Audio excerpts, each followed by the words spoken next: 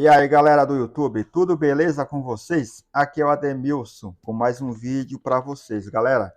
Esse vídeo daqui, galera, eu vou mostrar para vocês como eu vou fazer o 45 das peças. Essas peças aqui, elas têm 2 centímetros de largura, tá? Por 68,5 são duas e duas com 2 centímetros de largura por 39,5, tá bom? Aqui eu vou fazer 45. E aproveitar e já mostrar para vocês como vocês vão fazer, se vocês quiserem fazer do meu jeito, do jeito que eu estou fazendo aqui, tá? Ó. Vocês notem aí que eu estou usando a régua regulável, né? Que você afina e engrossa a minha esquadria na hora que você quer cortar, entendeu? E como eu não tenho a altura na rampa sobre a mesa, a rampa ela termina no nível da mesa, olha o que eu fiz. Eu coloquei dois batentes, vocês estão vendo dois batentes fixados em cima da mesa? Esses dois batentes, eles estão com um corte, eles têm um corte chanfrado no mesmo ângulo da rampa, tá? Para servir de apoio para a peça do porcelanato não tombar para cima da mesa, entendeu? Olha aí, ó, que bacana, ó. Isso tudo é uns improvisos que a gente faz, tá? Não quer dizer que é uma gambiarra, é um improviso. Às vezes a gente precisa fazer isso para poder conseguir fazer os cortes, porque na verdade, uns cortes desse 45 nessas peças finas, o que seria ideal? Fazer o 45 na peça maior e depois que tiver o 45 feito, você vir cortar, fazer o corte reto, tá? Isso aí seria o mais indicado, eu acho. E aqui, como eu não tinha a rampa ainda na mesa, o que eu fiz? Eu cortei todas as peças do nicho, tá? Nos cortes retos, tá? Falei, não, vou aproveitar que eu tô com o carrinho montado, vou fazer os cortes retos. Aí depois eu improviso a rampinha para fazer os 45. Mesmo já sabendo que eu ia ter mais dificuldade em fazer nessas peças estreitas, 2 centímetros, tá? Aí vocês notem, ó. Se você perceber que o porcelanato ele tá curvo, ele tem um leve empeno para cima, pro lado do acabamento, você pressiona. Você tá vendo que minha mão tá ali no meio ali, ó. Ali eu tô levemente pressionando para tirar um pouco da curva do porcelanato, tá? É, para você que tem dúvida, que pensa assim, o porcelanato ele tem uma leve curvatura, mas o carrinho só vai reto, para frente e para trás. Aí é aí onde está o macete. Você tem que pressionar o porcelanato para ele tirar essa curva. Aí você consegue fazer o corte reto, entendeu? Mesma coisa você vai fazer na hora da colagem. Você tem que tirar essa curva. Você não vai colar ele torto desse jeito, senão vai ficar esquisito o seu projeto, entendeu? Eu vou conferir aqui para vocês verem, ó, que tem 2 centímetros, tá? Ó. Olha lá. Peguei a partir do 10, tá? Para ficar mais fácil de visualizar. Aí tá o comprimento da peça, tá? Ó. Essas peças aí são o acabamento que vai na lateral da moldura do nicho, tá? Quando você embutir o nicho dentro da parede, vai ter a moldura que vai ficar sobre o revestimento da parede. E nessa volta dela, na lateral, vai essa peça aí. Essa aí que vai fazer o fechamento lateral, o acabamento. Olha aí, ó. Eu cortei com a margem de segurança, tá? Porque, na verdade, esse porcelanato aqui, o rapaz trouxe aqui para mim fazer esses cortes. Até então eu ia fazer só os cortes retos. Mas para facilitar o lado dele, né? Porque ele mora num apartamento e tá morando dentro, ia fazer esses cortes lá, ia ser complicado para ele. Então eu deixei só para ele fazer a afinação, entendeu? Depois ele vai afinar a minha esquadria e deixar no ponto certo.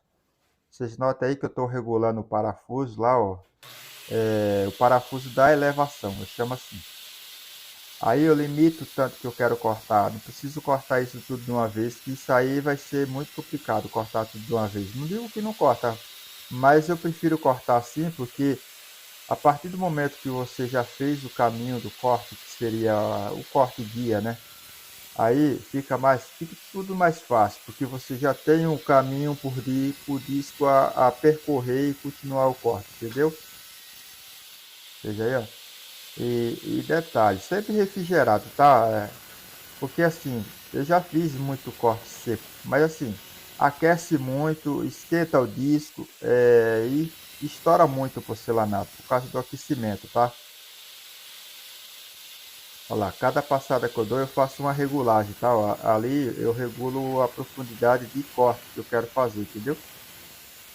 E se vocês reparar, todos os cortes estão saindo inteiro, tá? Ó, essa sobra do barro que fica ali, ó, tá saindo inteiro.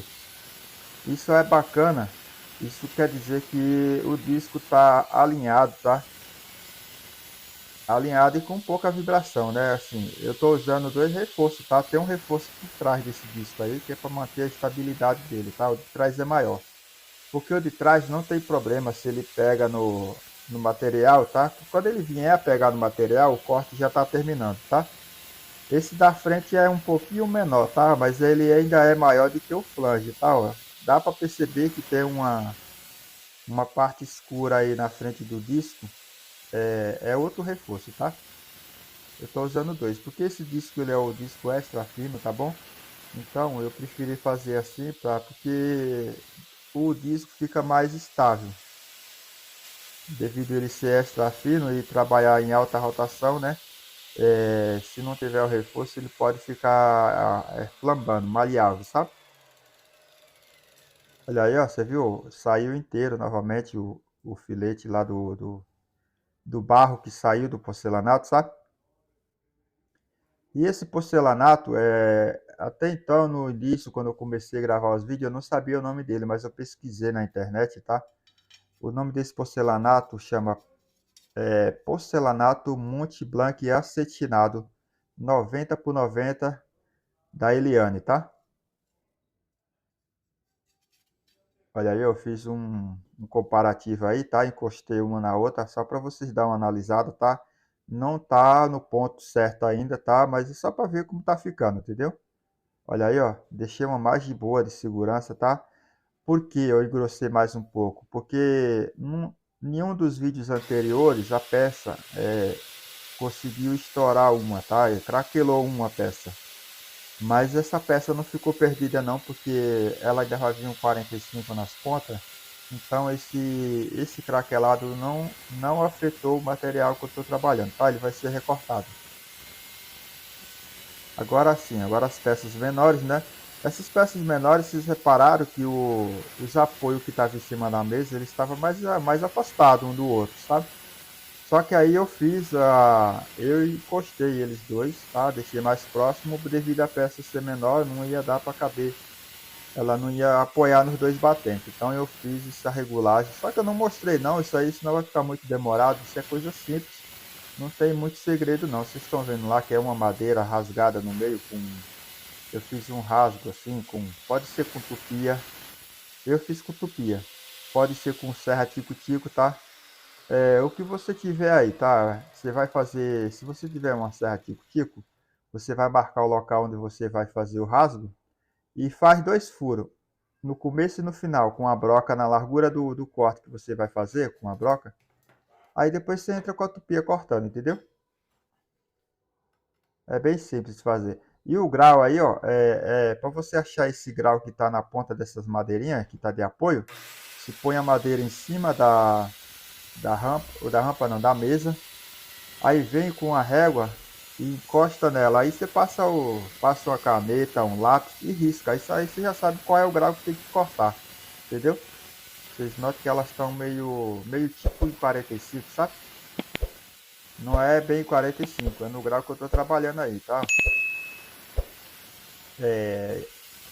Os graus que tá ficando nesses cortes estão ficando com 40 graus, tá? Que é o grau do porcelanato, tá?